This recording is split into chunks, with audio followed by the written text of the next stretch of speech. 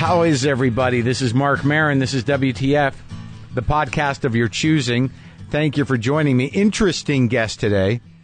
Considering I was in Canada, Mr. Monty Hall is on the show today. Monty Hall, as in Let's Make a Deal, Monty Hall. How did you find him, Mark? How did that come up?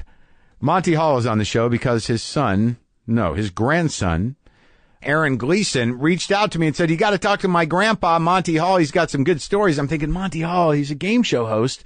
But it was the game show. I mean, Let's Make a Deal was infused into the cultural zeitgeist or memory or collective unconscious, and it's still there.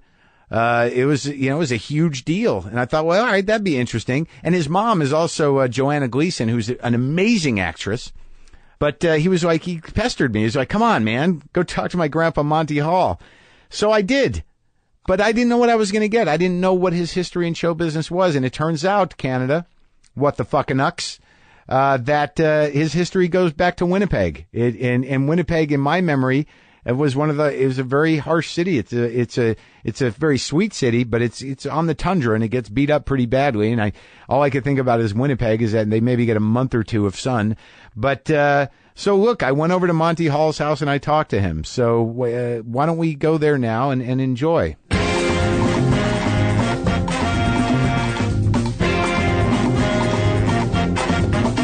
Hello, sir.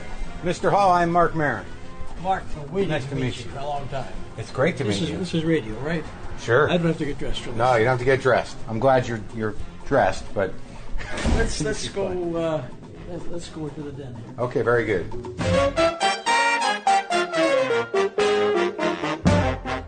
I used the original RCA mics 60 years ago. The long one. You always had to hold it down by your waist, right? The long, thin one. Yeah.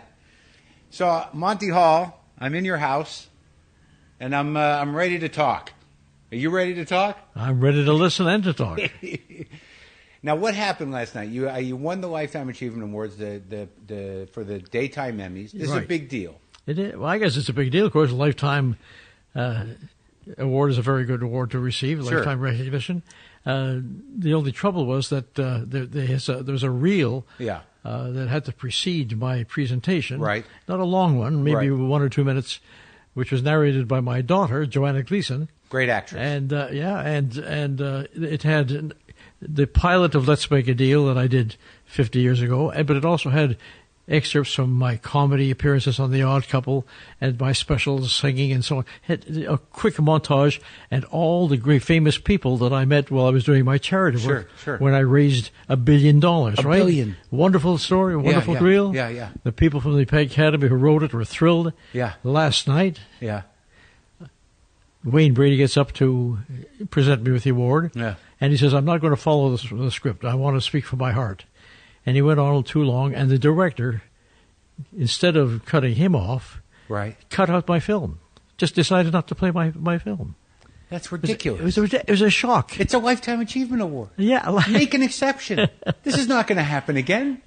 Oh, my God, Mark, I'm telling you, you should have seen the people, especially the lady who wrote the script, was sitting beside me at the next table. She was in tears. Oh, my goodness. So what now? You just printed out a bunch of Twitter backlash. You know what's amazing to me about this is that this means that you were able to download about 50 pages here of Twitter reaction to the lack of the film. Because did they set up the film on the show? Did they set it up? I have no idea. So how did people know that it didn't play? Because I said if they had played this thing, it was narrated by my daughter, and I just said that one line. See if they played the reel. I just passed it in passing. Yeah. But everybody picked it up. Well, it's interesting to me. This tells me that there's plenty of people that the older generation has arrived at Twitter. That's what we're no longer hiding from our parents on Twitter. They're there. Yeah. But I didn't realize that you did as much comedy work as you did. Well, comedy is a sideline with me. Yeah. Because I've done 1,000 banquets and I write my own monologues. Sure. And so that's part of my comedy there in writing monologues. I'm not a comic. Right. I do funny things. I say things cleverly. You have good timing. That's it. You've got the timing. And I appeared twice on the Odd Couple show. I had 2 wonderful episodes there. On the Flip Wilson show, I did a lot of these guest appearances. Remember all those guys, huh? And I just talked to you. I told you, I've talked to Dick Van Dyke. I talked to Mel Brooks. I talked to Carl Reiner. And you said you were just with them. So is this your crew? Are these the guys? Do all you guys who are, thank God that you're still alive and you're still kicking and Yeah. you're still, is there a crew of you that hangs out? We hang out at Sid Caesar's place. Yeah. It's sort of a tribute to Sid that we come to him. Right, sure. And he's not too well. Right. So it's not convenient for him to get out and appear with us anywhere else. As a matter of fact, he's part of a luncheon group I have, and he hasn't been coming recently. Sure. So what we do is about once a month, we all go over there and have dinner. Yeah. And sit around and tell stories and tell jokes and have a wonderful time, and he enjoys it. And Carl Reiner and Mel Brooks are there all the time, and Dick Van Dyke appeared once or twice. So these are great guys. How did you know Sid? How far back do you go with him? I met Sid not in New York. I met him on the West Coast. Yeah. Many, many years ago. I think I can't recall when, but probably doing some benefits that we started many years ago. Yeah. I remember I was on the Dinah Shore show with him. Dinah Shore. Way back about 30, 40 years ago. And he and I were on the same show with Dinah. And at that time, I said to him, I know all your routines. Yeah. And especially the professor, the German professor. And I said, and if you want to do it with me, I said, I'll be the straight man for you. Oh, and he did it all over again. Yeah. You know, the one where he's teaching me how to fly. Uh-huh. You know that routine? I don't. He says, you climb up the mountain, and you climb very slowly up the mountain. When you get to the top of the mountain, you stand there and you start to flap your hands like wings. You see? When you flap your wings, or you jump off the well and you flap your wings all the way down. And this broke me up. Yeah. And he did it for me on the Dinah Shore. That's when we became friends. And did you do was it the Carl Reiner part? Who was the straight guy originally? Carl Reiner. Uh-huh. Yeah. Straight guys are a sort of unsung heroes in the comedy industry. Carl Reiner was a marvelous straight man for Best. him. Yeah, and he's also was a straight man for Mel Brooks. Carl Reiner has been on the other side of a lot of charismatic. And the interesting thing is that Carl himself is a great comedian. Yeah. He doesn't have to play straight. Right. But he does. He does it for all these people, and he's marvelous. So you come from Canada originally? Yeah, Winnipeg, Canada. Wait, now this is baffling to me. I spent time in Winnipeg, Canada. There's nothing that I can recall, and I was there for a week. One day. Exactly. It's a very harsh terrain. It was very flat. It seemed like the city was tired from the weather. I mean, how did you end up there? I was born there. That's how I ended up there. So your folks were there, and my folks were there. And this is the way you live. You get to you live the life that the prairie gives you. Yeah. It's flat. It's cold. It's murderously cold in the winter. It gets hot in the summertime. And but you're from a Jewish family. Yes. Yeah, I'm a Jew as well, and I'm always fascinated with that because I'm like, how did Jews get there? Well, we'll take my mother's and father's family. Both came over from the Ukraine. Okay. My mother's family came over in 1901 to Canada. My grandfather got a visa and he came over, and he came to Winnipeg, and they helped him in the community. And they bought him a push cart and told him how to say fruit, fruit, fruit. And he was up and down the streets of Winnipeg selling fruit. And that's how it started with him.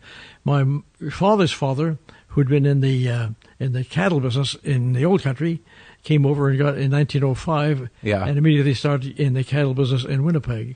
And those two families got together, and my mother and father met each other when they were 12, and they got married when they were 21, and I came along a year later. And they were Orthodox? Everybody was Orthodox in those days. That's right. There was no. But as the years went by, they changed. A lot of people wanted to escape Orthodoxy. Yeah. And a lot of them became Reform and Conservative. I've been all three. And I do benefits for everybody. I even do it for Sephardics, Yeah, oh, yeah? Yeah. So you've got a lot of different yarmulkes. You've got the small one, the big one, maybe none at all. Have kippah, will travel. Yeah. So what kind of business was your father in? My father was a butcher. My father originally when he finished high school, he was a bookkeeper. Yeah. And after working as a bookkeeper for a couple of years, his eyesight was going on him because of working with the figures and so on. Sure. And the doctor told him that he'd better retire from that business. So he went to work in the stockyards with his father and brother. At the age of 22, he was married. He had a 1-year-old son. You. And my grandfather fired him. That's a beautiful thing to, the head of the temple fired his son. Why? Because the older brother didn't want him in the business. Oh, really? Yeah. So he went to try to start wholesaling meat himself and picking it up at the stockyards and selling it to butcher shops. And eventually he ended up having nothing and found that there was a butcher's counter available in the back of a delicatessen. And they taught him how to cut meat, and he became a butcher, and I became the delivery boy. So you remember going and delivering meat and going to the deli and doing that whole thing? I was a delivery boy in Winnipeg, 40 degrees below zero, taking a bicycle with a carrier and all those parcels in the big carton in front. Yeah. And traveled all over the city for 2 or 3 hours, delivering everything from a pound of liver to whatever it was. To people's homes? To people's homes all through the city. And one of the great stories I like to tell is the fact that one time, delivering many miles back away from the butcher shop, I found a drugstore where I could come in and warm up. Because it's 40 below zero. It's kind of cold. Sure. No matter how you're bundled down. Yeah. So I went to this place called Harmon's Pharmacy. Yeah. And Mr. Harmon took a look at me and he said, "My goodness," he says, "look at you. You look terrible. You're cold. You're shivering." He says, "What are you doing?" I said, "Oh, I'm delivering meat for my father." And he says, "What's your father's name?" And I gave him the name and he called my father's butcher shop. He says, "I've got your son here and he's frozen half to death. What shall I do with him?" My father said, "Thaw him out and put him back on the bicycle." No time for sympathy.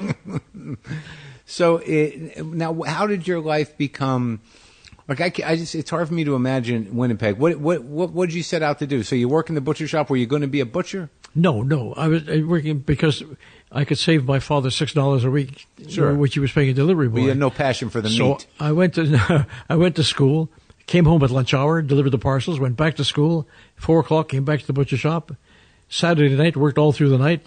Sunday, got on the bicycle, went to all these same customers, getting $1 on account or something so I'd have enough money to open the butcher shop Monday. I mean, that was it. When I finished high school, I'd been very ill when I was young, very ill. Which, with what? Well, I was scalded in an accident, and then I had double pneumonia. And anyhow, the doctor said to my parents after recovering from the double pneumonia, he said, "Little Monty is so beaten up by these two diseases and accidents that he won't live a long life. He won't live to be 20 years old. He's just, look at him, he's 40 pounds and he's 8 years old, you know." So on my 20th birthday, I called the doctor, but he was dead. And what are you, 93? I'm 91. I'm going to be 92 in August. That's amazing. He was so wrong. He couldn't have been more wrong. And that's right. Every decade I think about him. Do you? When I got to be 20, 30, 40, 50, so on. Doctor. So when I finished high school, I was 14 years old because my mother had homeschooled me. So I was way ahead of everybody. They kept accelerating me in class. When I was in high school, I was the smallest kid in the school. Well, you see a class picture, you see all these people, and the little guy at the end, that's me. Yeah. So I'm 14 years old, and we don't have any money to go to college, so I went to work full-time at the butcher shop. Did you learn how to cut meat? My father took a vacation once, and I didn't cut anybody. I knew how to do certain things, but it was not my ambition, believe me. Yeah. And eventually, a great thing happened. I got enough money from my customers to go back to school for 1 year when I was 17. To college? To college, University of Manitoba. Then I dropped out after a year, no more money. What were you studying? Well, in the first year, it's just general stuff. Doesn't matter, second year, then it became science. Mm-hmm. In the second year, I dropped out and I worked at a clothing wholesale. And one day, a young man from across the road who owned a manufacturing company, he had inherited it from his father, came and he was 29. And by this time, I'm 19 years old. And he saw me washing the floors. And I didn't know him, but he thought he recognized me. Yeah. So he saw my father later in the day at a pinnacle club. Mm-hmm. And he said, "I think I saw your son Monty washing floors at a wholesale. Is that him?" He said, "That's him." "Well, why isn't he at school?" "Well, we ran out of money." He said, "Would he like to go back to college? If so, I'll finance him. Send him up to meet me." 29 years old. I went up to meet with him, and he had a talk with me, and he laid down the rules. He said, "I will pay you the money for your books, your tuition, for everything, but you got to follow my rules. You got to be a B+ or better average, because I'm not going to send a dilettante to college." He said, "You must never tell anybody where the money came from. You got to promise to do this for somebody else someday. Report to me with your report cards every month." How do you like these rules for a 29-year-old guy who was a man about town at that time? Why did he choose you, do you think?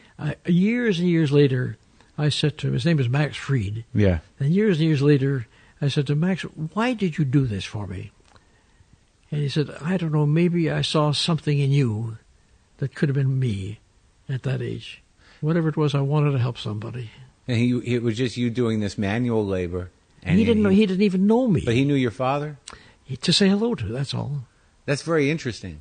Did it have a profound effect on you? Did you do that? Outside of your charity work, obviously you've raised a lot of money for charities. Was that the incentive? He said, you're going to do this for somebody else someday. Well, Mark, I put a lot of people through college. Yeah. It shows you what a difference one man can make. His interest in me has ended up in countless people going to college and $1 billion that I've raised for charity. Now, that's an investment worth making, and he did it. And that was what changed your heart about it, or It made changed you aware. everything. It changed my life, but it also is an example of what people can do. And one person changed my life, and it extrapolated into these great things that I could do. So you graduated college? I went back to college. I got a Bachelor of Science degree. I had a wonderful college career. I was president of the student body. What were you studying? I was studying, chemistry and zoology. I was a major in chemistry, minor in zoology. Huh. And, of course, I use it every day of my life. Sure, now. of course. Yeah. When you pour some tea or when I do the New York Times crossword puzzle. How'd you get into entertainment then? Well, while I was going to college, I was in a college production, a musical comedy. And the director of the musical comedy also was on the Canadian Broadcasting Corporation directing drama. So he recruited me to do drama at the CBC. And I did that. And radio plays. Radio. This is before television. You know, what year was this? So you were doing... I'm talking about 1940. So it was all scripted dramas, like a daily thing? That's right. And then I got a job at a radio station, at CKRC in Winnipeg, working nights and weekends. And work at the radio station in those days meant that you did the news, you did the cowboy pictures, whatever it was, you did the cowboy shows, you did I had a singing program, I had a sports program, and on Sundays, I'd go on the road with the Army show and perform for all the Army camps.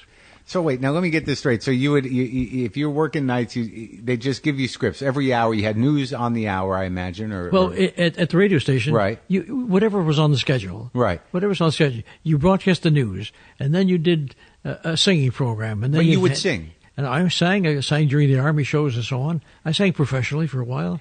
And then you do a cowboy script, and then do a cowboy picture. Were you doing voices and everything? Not really. I just. There's a cowboy store called Monty Hall. Yeah. Well, they always thought I was Monty Hall.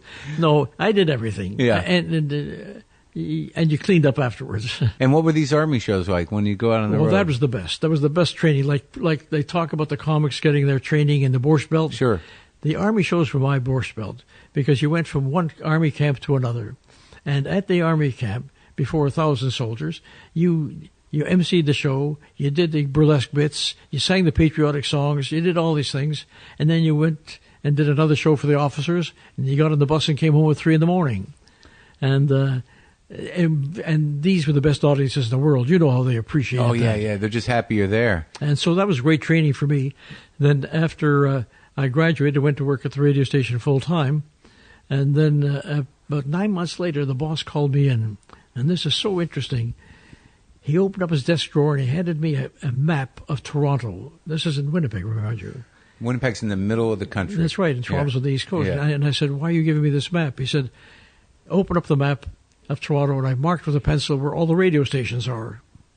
I said, well, what does that mean? He says, you should go. Get out of here. You should go. If you stay here, you'll end up like all these old guys here, and they're not going anywhere. And you are going somewhere, but you got to do it not here. You got to go to the big city. Isn't that interesting that's their version of like, you got to go to New York, kid. You got to go to Toronto. That's right. I went to Toronto. Did you know the old timers he was talking about? Could you see it? Like, because it's hard for me to imagine. I imagine with radio, there were those guys that you just knew were not going anywhere. Well, they were there since Marconi, you know. Yeah. Anyhow, I went to Toronto, and I didn't have a job. Can you imagine me going home for dinner that night saying to my folks, I'm going to Toronto, and they said, do you have a job? No. Well, how can you just get up and leave to a strange city? And so on. I said, My boss told me to go, so I'm going. And what was their reaction to you getting into this business at all? I mean, after college? Well, they wanted me to be a doctor, naturally. Sure. The funny thing is that when I was applied, I couldn't get into medicine because there was a quota system, a very bad quota system. What does that mean? How did that work? Like quota system, 2 Ukrainians, 2 Jews, 1 Chinese, and 2 women that was got into really? the freshman class. And that was the way it worked? That's the way it worked. And what about the fellow that put you through college? Did he know you were going into entertainment? Well, he followed my career, and when I didn't get into medicine, he was disappointed. Yeah. But he didn't say anything about that. He was very proud of me, but especially later on when I got to be more successful, he vicariously lived his life through me and all the successes I had. And we kept in touch with each other, although he lived in Winnipeg and Florida. I only saw him twice over the next, I guess, 50, 55, 60 years. But I met him on 2 or 3 occasions. The last one was 2 years ago. 2 years ago? He was at that time 99 years old. He was practically blind and practically deaf. Mm-hmm. He was living in an assisted living home.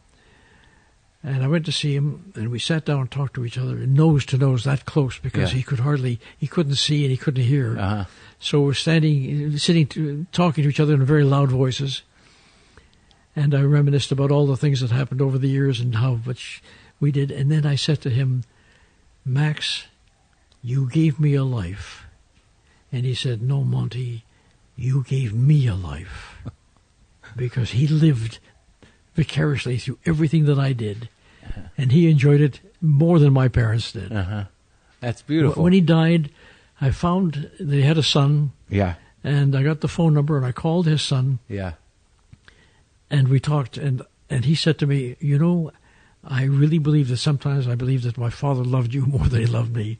But he followed your career every day, every week, every year. You gave him a lot of joy. That's interesting. Because by the time, I don't want to skip over anything, but Let's Make a Deal was, how many times a week was that on originally? 5 days a week. 5 days a week? And not too long after it started, we went on evenings. In syndication. Yeah, well, let's not jump there yet. So you're in Toronto, and this is where things start to open up a little bit. Was it the big city? Was it a big? It was a big city, and I got a couple of offers to do very happily. I got 2 offers from radio stations in Toronto. So I decided, well, I'll go to Montreal. I'll see what it's like in Montreal. Was that considered a bigger market? Well, I had a friend there, so I went to see what Montreal was like. I got 2 offers in Montreal. I said, well, heck, if this is the way it's going to be, I'm going to New York. So I went to New York. And they let me know right off that they didn't care much for the Canadians at that time. I remember I went to see one producer, and he said to me, kid, what do you do? I said, well, I do radio. I'm an MC. He says, kid, if I need an MC, I can call Bob Hope. And I knew where I stood there. And I went back to Toronto, accepted a job, met Marilyn, got married, and my life began. Uh-huh.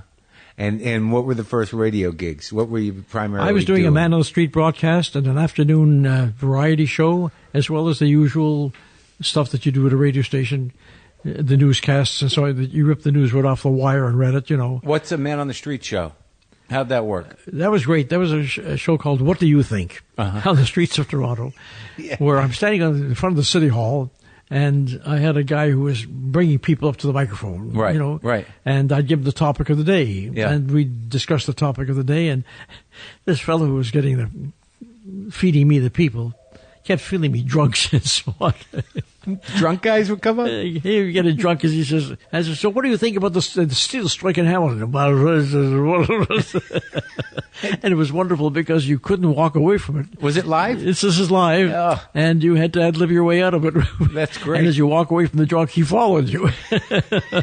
Yeah. It's interesting to me that media has really, so like TV and radio, it's not that much different. In terms of engaging the public. To do a Man on the Street thing, they do that now. Reality TV on some level is a little more intrusive, but it's not that different. I like spontaneous programs. Sure. I like ad-libbing. I did Let's Make a Deal as if it were a live show, even though it was on tape. we did it as live. We didn't stop for anything. If things went wrong, if Jay dropped the tray, we kept on going. If the curtain didn't open, we kept on going. We made mistakes. I laughed about the mistakes. I once asked a woman if she wanted what's behind the curtain, and while she was making up her mind, the stagehand accidentally opened up the curtain to show the car. Yeah. And she said, "You mean, do I want that car?" And you bet your life I want that car. And we gave her the car. It was our mistake, you know. Yeah. I love things that happen like that. I love things. When things went wrong, I adored those moments. Well, it makes you feel alive. I mean, you're in it. That's it. And there's no script. Yeah. So you're making up the script, and I'm just enjoyed it. So when you're in Toronto, so you're doing all these other things. So, all right. So do you get popular? I mean, do people know Monty Hall yet? Well, not that great. Not that great. You know, I had a show, one show after another, and then I finally got a network show. But they didn't make big stars in Canada. You know, it was tough to become network show on television? Or you were there when the transition to television happened? Yes, in 1952. I went there 46, 52 television stars. Was that a big deal, though? I mean, you were doing radio, and now this new machine comes. Was it like... Well, and there was one network, the CBC, the Canadian Broadcast Corporation. Is there only one network now in Canada, or is there two? How many? No, now they have 3 or 4. Okay. But they had one, and the first year that it opened, it was my medium. I loved it. I got 3 shows right off the bat. I had a show called Nightclub, where we worked in a nightclub. I had another was a game show. Another one was an afternoon ladies show with another woman and I doing the whole hour show. That was fantastic. And I'm also doing my radio show at the side. So it's all live. All of this is live. All live. I'm having the time of my life. Yeah. Over the summer, all 3 shows were canceled. Why? 3 television. When you're at the Canadian Broadcasting Corporation, they own the candy store, and they don't have to apologize to anybody. Sure. They just get the next shows on the air. Yeah. So for the next year, I walked around pounding on the doors at this one network saying, you know, what's next? What can I do? And they kept saying, I don't know. Maybe somebody upstairs doesn't like you. And then maybe you go upstairs and say, maybe somebody downstairs doesn't like you. And you couldn't get an answer. Yeah. And I was left with my little radio show. But I thought to myself, there's no future for me doing a little radio show in this day and age. I should be on television. Yeah. So I'm going to go to New York. At this time, I'm married to Marilyn with 2 little children. And they were 5 and 3. And Marilyn said, you go. I'll look after the 2 kids. I'll be the mother and the father to these 2 kids. You go to New York and see what can happen. I went down there for a couple of months. I couldn't get to see anybody. Couldn't get in anywhere. Where'd you go? NBC, CBS? I went everywhere. All the networks and production houses and so on. And then in the fall, I went back to Toronto, and I started commuting. 1 week in Toronto, 1 week in New York. 1 week in Toronto, 1 in New York. That's rough. And I would write a little thing called a memo from Monty, a one-sheeter that I sent to all the people I couldn't get in to see in New York. And a little stick figure with me holding a microphone, and all the things that happened to me that week. Yeah. In New York, on the plane, funny stories. So you're working for a living in Toronto and going to New York trying to get a bigger gig. Yeah. And you're writing this memo. Now, after doing this for several months, back and forth, I remember making the usual calls in December, and I called Steve Krantz at NBC, and his secretary said, hold on, he wants to talk to you. Wow. Somebody's going to really talk to me. He's a big shot. And it's the first person who would talk to me at the network. He's program manager. And he gets on the phone. He said, Monty, I didn't get the memo from Monty this week. What happened? I said, you mean you read it? He said, I look forward to it. I said, I stopped writing it last week because I didn't think anybody read it. He says, no, it's wonderful. I look forward. He says, listen, what are you doing for lunch? Just like that. Yeah. He took me down to lunch at the bottom of the RCA building. And he gave me a job doing a show called Sky's the Limit, which I started in December of 1955. And during 1956, when I was still commuting back and forth on weekends to see my family, I said to my wife, sell the house. We had a little house. Sell the house. I rented a home in Mount Vernon, which is, 30, 40 minutes outside of New York City. Yeah. And she sold the house. And in May of that year, I went to JFK to pick them up, my wife and the 2 kids, and I brought them back to Mount Vernon. And as we stood outside this home on 241 Pennsylvania Avenue, I said, kids, this is your new home in your new country, the United States of America. And we go inside and the phone is ringing. It's NBC. Your show is canceled. I kind of knew something was going to happen. Now I'm in a new country with my family and I'm unemployed. Was that, now did you yell? Did you scream? No, you know what I did? What? I said, Marilyn, I saved up a couple of $1,000. We're going to Miami on a vacation. Really? And I picked up, and my friend said, how can you go? You're unemployed. I said, I was unemployed before. I'll be unemployed again. But I'll come back. We'll start all over again. But we're going to have our vacation. And did you have a good time? Oh, I'm sure we had a good time. Went to Florida, got sunburned, and came back and started all over again. Oh, boy. So, all right. So now you come back and you start all over. And what does that look like? So the opportunity you had was hosting a game show. Yeah, it was for a game show. But by now I got a job doing monitor radio. What is that? The weekend radio show. NBC had a weekend radio show. Yeah. It started Saturday morning till Sunday night. And every 4 hours, another team of 2 people were the hosts. Right. And I got Saturday afternoon. And I got a Cowboy Theater on television Saturday mornings, wearing a checkered shirt like you're wearing now. And what you were hosting, basically? I did all the hosting. And we went from one to the other. You know, it's a period of up and down, up and down. You get a show, you lose a show, you get a show, you lose a show. But eventually, I got a show replacing Jack Barry on 21. After the scandal? Before the scandal. Yeah. The scandal broke while I was hosting the show. Yeah. He was on a nightclub tour, and I took over the show. And after 4 weeks on the show, I got a call from the advertising agency. He said, there'll be no show for you this week, young man, because have you seen the World Telegram headline? No. Herb Stempel goes to the DA that the show was fixed, that he was fixed. And they said, you better come in and talk to us. So you were guest hosting when all that happened? Yeah, that's right. I went into New York to meet with the ad agency. And they said, you know, this is a terrible thing that's happened here. There's a scandal, and you can't host the show this week. Jack Barry, wherever he is in Chicago doing a nightclub, he's got to back and front the show. This is his show, and he's got to front it this week. Got to take the hit. He's got to take the hit. And that was the end of my career with that show. Thank God. Then I got another show at the same time called Keep Talking. I was hosting another comedy show, and they didn't get ratings. And I remember the guy at CBS saying to a reporter, they let me go. He said, why? He said, well, he with his Canadian accent. That was the reason they fired me. He with his Canadian accent. I mean, if you watch television today, everybody's got an English accent. Yeah. But a Canadian accent? Did you have more of a defined Canadian accent? Because I don't hear it. No, I did a little trace here and there, but yeah. That was a shock. They replaced me with Jackie Cooper. 2 weeks later, he was fired. They replaced me with Carl Reiner, and 4 weeks later, they canceled the show altogether.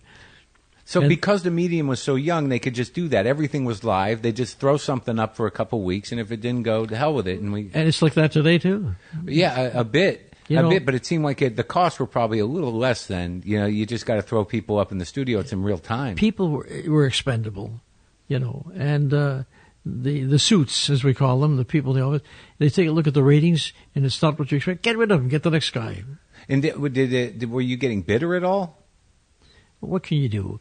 It's a way of life. You have to live with these things. Yeah, but it's sad. You got a wife and 2 kids, and you don't have a show. Were there other guys that you were friends with at the time that were going through the same ranks? I mean, were you friends with Carl at that time? No, I wasn't friendly with these people at all. I had my own little group of friends that from Canada and so on that lived in New York, but they were harsh times. Competitive. Harsh times. They weren't really. And that's why I kept doing everything. I was doing the New York Rangers color for the New York Ranger hockey team. Uh-huh. So I was doing sportscasting. I did wrestling from Sunnyside Gardens. You did wrestling? I did international soccer from the Polo Grounds.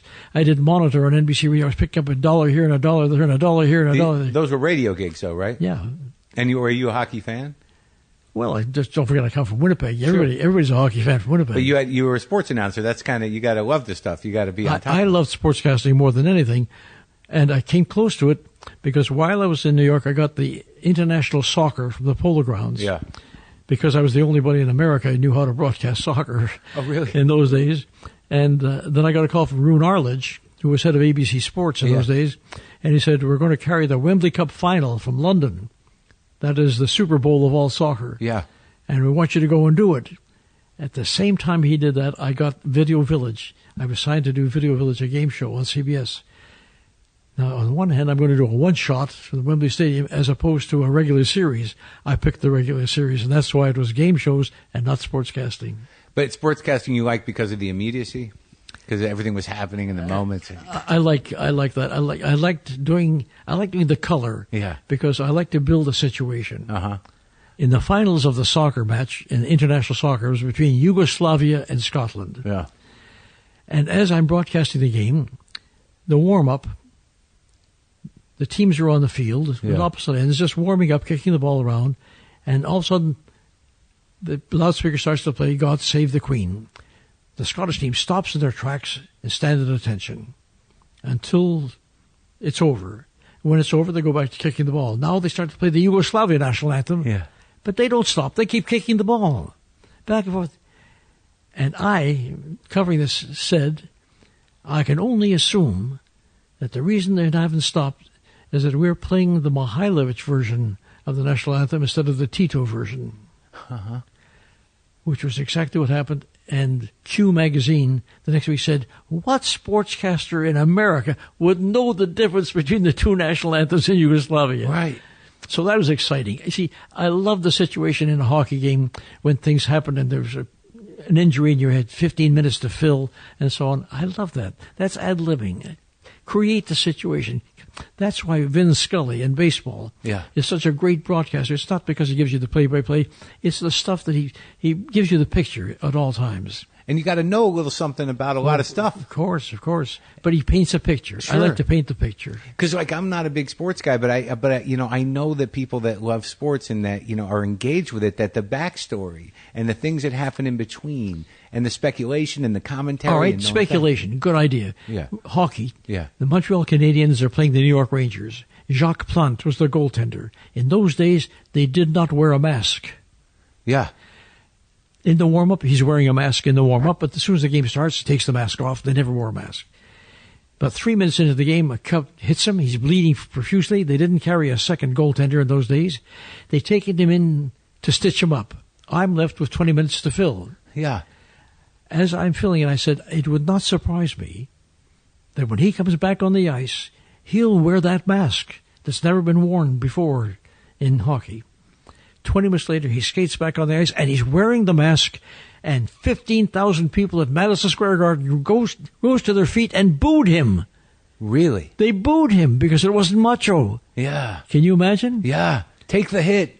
Show us your scar. That's right. I predicted what would happen. It happened, and that's the kind of stuff I love. But when they booed him, were you like, it's amazing, look at what is happening? Were you able to assess it critically in that moment? I didn't make any comment about the audience. Right. I just said, he's wearing the mask, and now, ladies and gentlemen, it's the first time in National Hockey League history that a goaltender is wearing a mask. I just went on with the game. Did they start wearing masks from that point on? He was the first. And you were there that night. And I was there. And it was only because probably they didn't want him to get knocked out twice because they didn't have a backup. No backup. Today they carry two goaltenders. But they probably instructed him. You better put the mask on because if you get a hit again, we got nothing. Oh, absolutely. Wow. I can see how that would have been compelling. So, all right. So what's this Video Village show? I'm fascinated with these old game shows. Video Village was a show where the studio was laid out in the streets. Okay. And people rolled dice and they took so many steps, and each step was a candy store or a Zonk or whatever it was. And the way I got that show is fascinating. Life is so strange the way things happen. I'm working casually a little bit here and a little bit there. Yep. I'm out at the golf course in Saxon Woods in Westchester. As my friend and I are finished the round of golf and we're going back to New Rochelle, I see my car on the other side of the freeway going the other direction. I recognize my car and my wife driving it. Now, I go home, and it takes her about half an hour before she comes back. She says, I raced out to the golf course to find you because Merrill Heater, the producer of Video Village, is trying desperately to get a hold of you. I get home, I call him, I say, what is his money? He says, I can't explain it right now, but Jack Nars, who's the MC of the show, has left the show. What happened is that his wife was in California, and she threatened him with divorce if he didn't come home.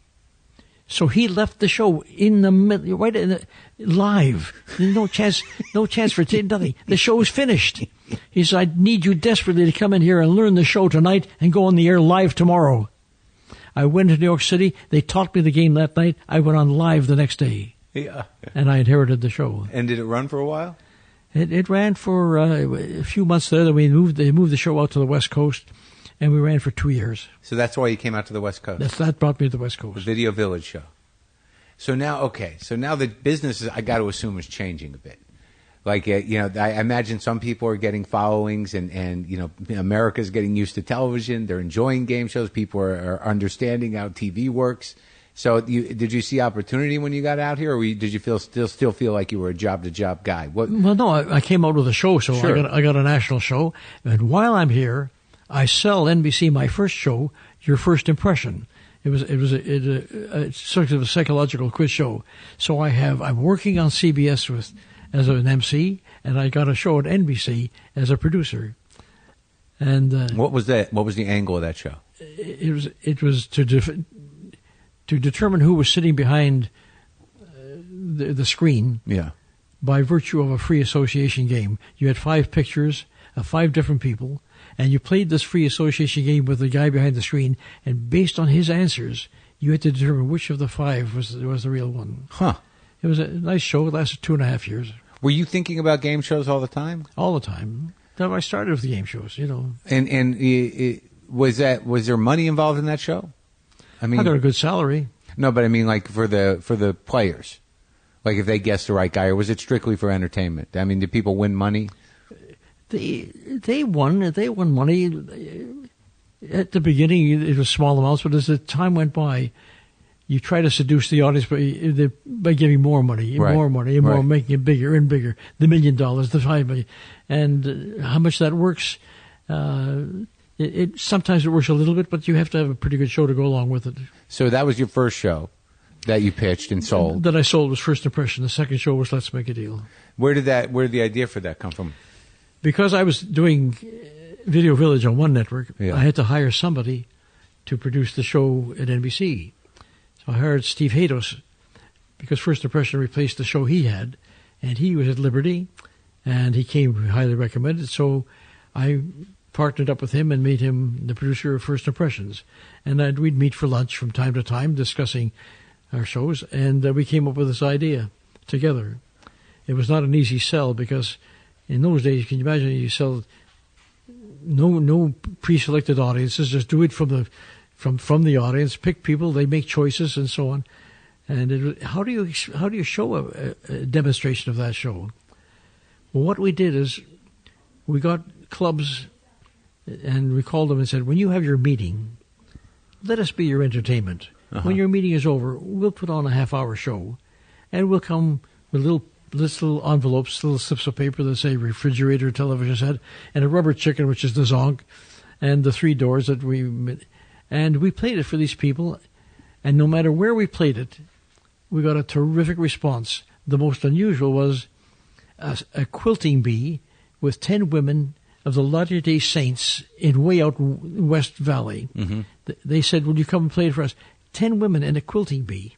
We went out there and we played it with them the same as we played it with them. So this was just to try the thing out? Just to see how it worked. And they loved the idea of the unknown and the gambling and the risking and so on. So now we stage a full stage run-through in the studio, and ABC is invited to come. Yeah. We have an audience of 250 people. We still only have envelopes and stuff. You don't have the real prizes. But in their imagination, they can see it. The show is over. I'm getting a standing ovation. I go back to the green room where my partner's there with my agent and the ABC people. And I walk in, and I expect them to be throwing babies in the air. Yeah. Long faces. I said, what's wrong here? And my partner says, the guy from ABC doesn't like it. I said, you got to be kidding me. They're still screaming out there. The audience is still screaming out there. He says, yeah. He says, I know, it's good for one day. What do you do the second day? Huh. What kind of response is this? What do you do the second day? More of the same, Yeah. He didn't buy the show. Huh. His 3 weeks later, we did it for NBC. They didn't buy it. But there's no costumes at this time or anything. No. So it's just people coming out of Just the audience. people coming and playing. Now, NBC turns it down, but the NBC guy who came out had an assistant with him. Mm-hmm. And whether the NBC guy wanted to buy it, he left shortly thereafter to work for Goodson Todman, so maybe that was why he didn't buy my show.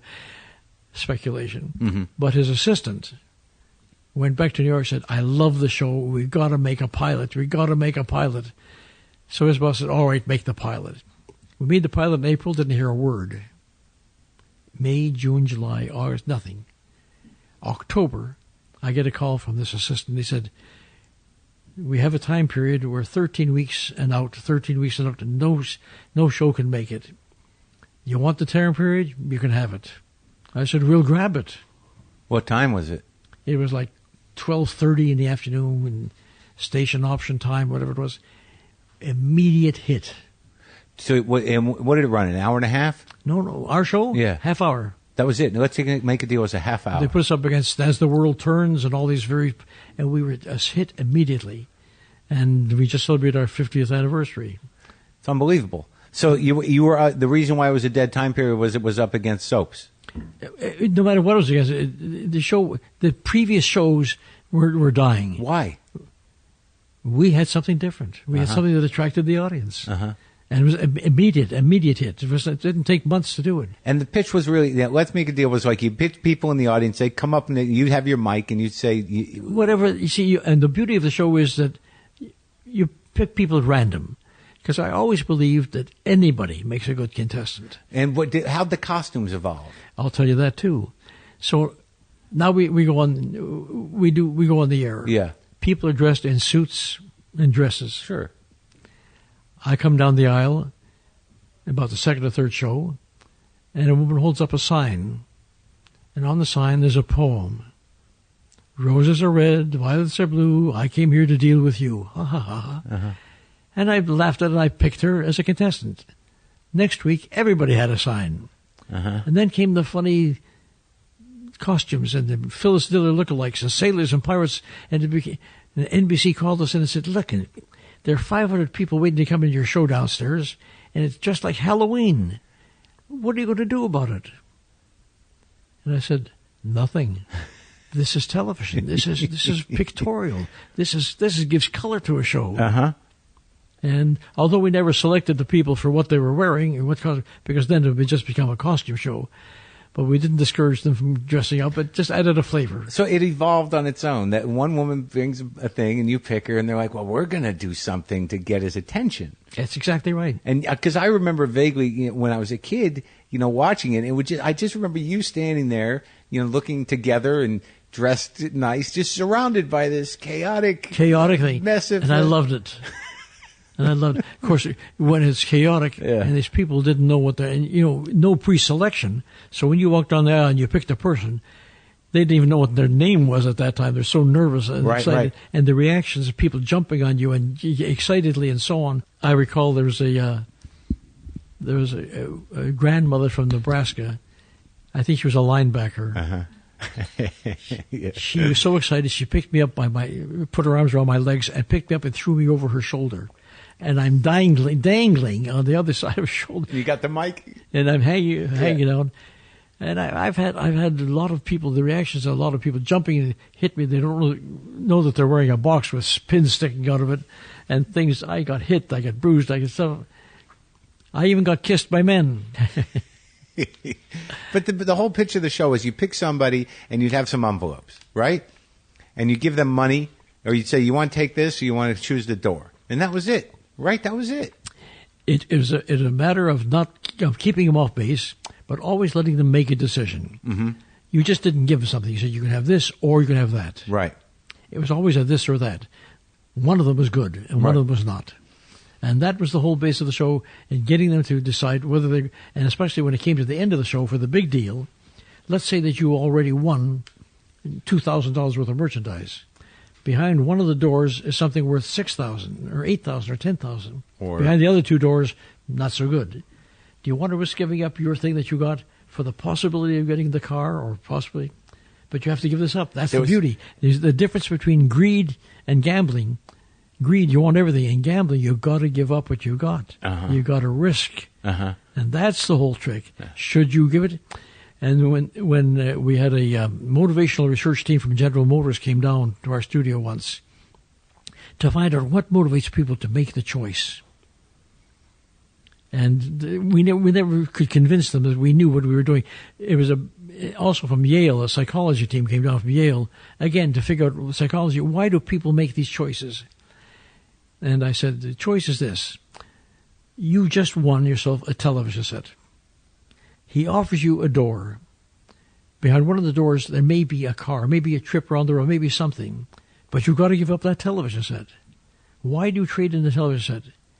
One, because I already own a television set. Number two, this is my chance for the big one. And whatever happens, I got this opportunity. And that's the motivational thing. And these newspaper columnists used to rip me apart with the greed shows, greed, until I got on the phone with these people. I'd phone a columnist in any city at all who wrote a terrible column. I'd pick those guys particularly. And I'd say, Bill, do you ever go to the racetrack? Yeah. Why? You bet? Yeah, why? Oh, I'd like to win. Oh, you'd like to win. Do you ever buy a raffle ticket? You ever play the lottery? Everybody wants to win something. This is a show where people come on with nothing and could end up with a car.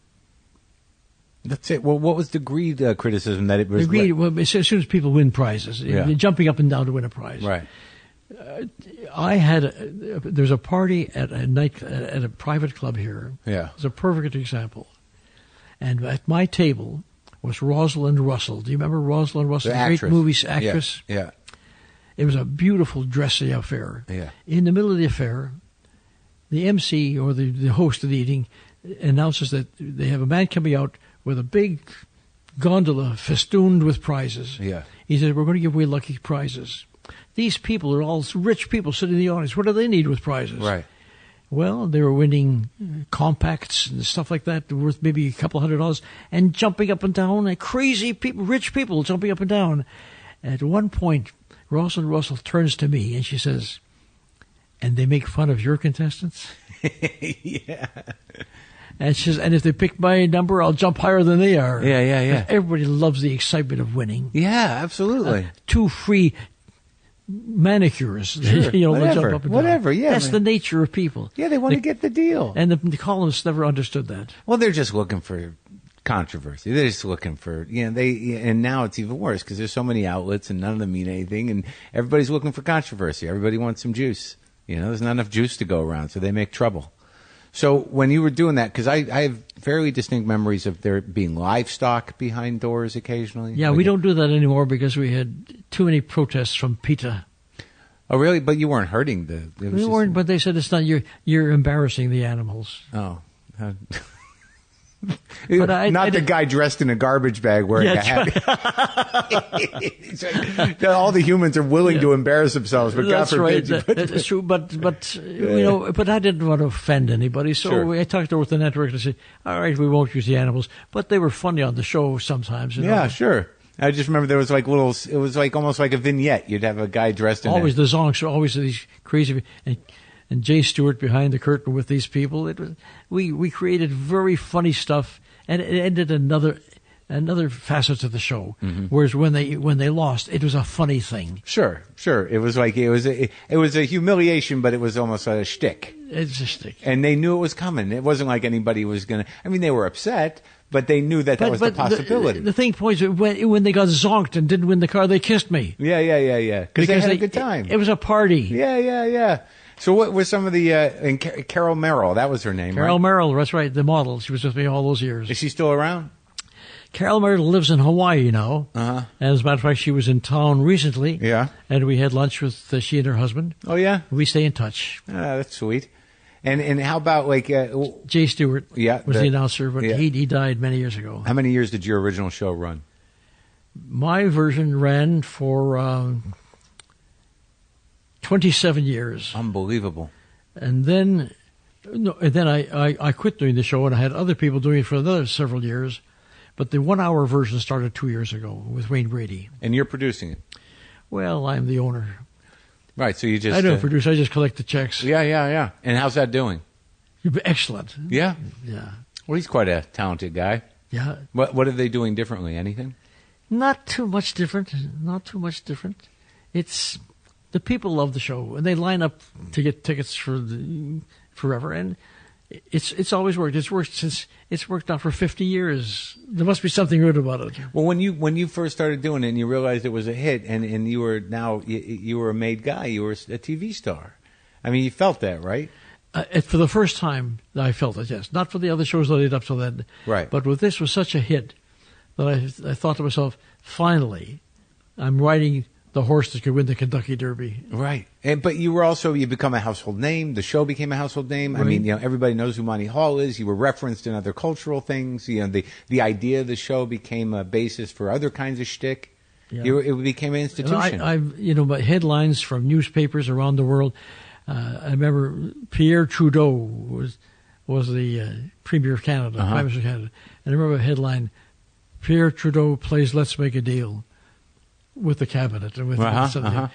Ministers use as their sermons, let's make a deal for life. Sure. And everybody used let's make a deal. It became part of the language. Right. That must have been flattering. Yeah. Of course, when you stand in an office building and you're waiting for the elevator, invariably somebody will come up to you and say, do you want an elevator 1, elevator 2, or elevator 3? Well, yeah, you got to deal with that, don't you? Yeah, but that's okay. That's just part of being a celebrity. Listen, it happens in bathrooms too. Do you want urinal 1, urinal 2, or urinal 3? I mean, it became part of the language. So at that time, now that you've got this successful show and you're in Hollywood and you probably lived here for a long time, right? In this neighborhood. This house you're in, we've been here for exactly 50 years. And this is a very old neighborhood. I mean, Carl Reiner was a few blocks away. Because I was at his house. That's right. And now, when this community sort of started to happen, when you started to see your celebrity rise, who were the guys you hung out with? Were you hanging out with other talk show guys or game show guys? No. My social circle does not include the show business people. Oh, really? Yeah. Well, they all had their own shows, their own studios, and so on, and we had our social group that the same people who were friends of mine 50 years ago as my friends today. And occasionally. We would see each other at Caesar's house. Yeah. Something like that. And occasionally I'd have lunch with various people. Yeah. But the close friends are not show business people. That's probably better off, right? No, it just happens that way. Yeah. Now tell me a little bit about the charities before we finish up. I mean, what were your, over the years you say you did? Well, I grew into charity very early because, as I told you at the very beginning, we didn't have very much. Yeah. But my mother was out there raising money. She was the national vice president of Hadassah. Yeah. And as such, she toured Canada making speeches to raise money for the children to bring them into what was Palestine and then became Israel later on. And she worked for nothing, no salary. But I remember saying to her, why do you do so much? You're always on the road flying somewhere. Why? She said, because it's the right thing to do. But my mother had a great sense of humor. She was in Halifax, Nova Scotia, making a speech the same time that my show, Who Am I?, the radio show, was on in Canada. So it played in Halifax. So my mother gets off the plane, and the press is there to meet anybody who's coming in to speak, as you know. And one reporter said, Mrs. Halpern, because that was my maiden name, we understand you're Monty Hall's mother. She says, young man, where I come from, he's still known as Rose Halpern's son. Yeah. So now, do you? You will just? Do you have favorite causes? Well, so she introduced me to what was going on in Winnipeg. Not too much. But when I got to Toronto, I was immediately recruited to do work for what was then the Red Feather, the United Way. So I worked for the United Way, and then I joined the Variety Club because my father-in-law was a charter member of the Variety Club. What was that? And that was an organization of entertainment people working for children. And he took me out to dinner shortly after we were married, and he said, join the Variety Club. You'll love it. It's people in your business raising money for children. What could be better? I plunged in with both feet, and at the very beginning, I remember Merrill and I, we had the blue laws in Canada. Everything was closed on Sunday. everything's wrapped up tight. Yeah. But you could open up a theater in a small town if you didn't charge admission. Mm-hmm. So I would take a can of film, a first-run film, a tap dancer, an accordion player, and Marilyn and I would get in a car and we'd go to some town 100 miles away, 200 miles away from Toronto. We played all the small towns. We'd go to the theater. People would come for nothing, so they'd fill the theater. I'd start the film, and halfway through the film, I'd stop the film. I'd go out, and I'd sing a couple of songs and tell them about the Variety Club and how we're building these places for children and so on. And then pass the hat, pick up the money, play the second half of the film, pick up the film, the tap dancer, the accordion player, and go back to Toronto. Pick up $1,000 here, $900 here, $1,400 here. I did that every week. And that was such a joy for us. We were young, and to be able to pick up all this money for charity at a young age was exhilarating. Yeah. And then later on, when I went to New York, I stayed with the Variety Club, and I came up to the West Coast. I became very heavily involved. Then I became the local president, and then an ambassador, then vice president, then the president, the chairman of the board. And when I had to step down and my term was over, they gave me a title, International Chairman for Life. And I've been doing that for the last, 30 years as the International Chairman. Wow. And your whole family's in show business. I mean, they're all very successful. Your daughter's a genius. She's a great actress. No, she's great. She's great. And she was in the... she lives in Connecticut and works in New York. Right. She was in the Crimes and Misdemeanors as Woody Allen's wife, right? Yeah, Woody Allen. Is great. And she was great in that. She's always good. She won the Tony Award, in Broadway. She's on 12 Broadway shows, 14 Broadway shows. And she won the Tony Award for Into the Woods. Oh. Best actress in a musical. She played Mark Wahlberg's mother in Boogie Nights. She did that too, yes. That was insane. She's very good at being heavy. She's like... She's done it all. Yeah. From light to heavy, and sing. And her son's in a rock band, right? Well, I think he's going to give up the rock band. Because he's the one who reached out to me. So you got to talk to my grandfather. Right. And he wants to come out and play with me, too. He wants to play some music. He plays the guitar and so on. But I think he's moving into the acting field. Mm-hmm. Because recently he did an acting field that hasn't played yet. It'll play, I think, on the Discovery of the History Channel. Mm-hmm. He went in for an audition, and he got a job as an Irishman in New York during the rebellion days. Mm-hmm. And he got a job, and he went home, and 2 days later they called him and said, "You're coming back. You're going to play the lead. We love what you did." This is a new show about the gangs in New York thing? Yeah, it's something like that. Right, I think I saw posters for it. Anyhow, whatever it is, he got that role, and that kind of excited him and thrilled him. He had been taking some acting lessons, and he's been auditioning since then. I think he picked up one or two other things, and I think it's better for him than music is a tough industry. It's a tough racket, yeah. And your son's also in film? My son is a producer. He does all these reality shows that you see on television. He lives out here? He lives out here. He's done a lot of these reality shows, from The Amazing Race to God knows what else. And my daughter Joanna she's the star. And then my third child is Sharon, and she's the president of Alcon Television. What do they do? They produce television shows. She was with Sony as the executive VP. They start up a new division at Alcon, the movie company, a television division. They hired her as the president. Wow. And your wife won the Emmy for... And my wife won an Emmy for Do You Remember Love? A first picture on television about Alzheimer's with Joanne Woodward and Richard Kiley. And she got that Emmy. And she was in it, or she produced it? She produced it. Uh-huh. And she's done a few other things. She did the story of Golda Meir with Ingrid Bergman. I remember that. She was one of the producers of that. She did The Ginger Tree, a 4-hour on Masterpiece Theater. She's done quite a few things. And now you have matching Emmys. And now we have matching Emmys. Do you love show business? Well, it's nature with me, I was a performer when I was young, and I've always been a performer.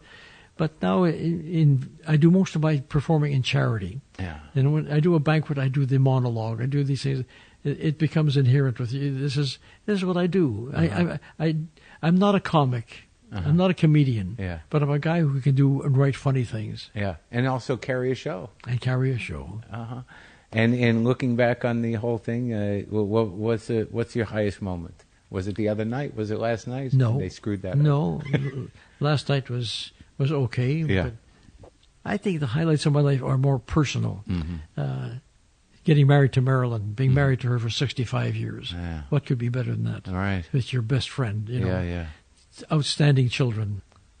Grandchildren that are beautiful. That's life. Yeah. That means more to me than anything. My charity comes next. Yeah.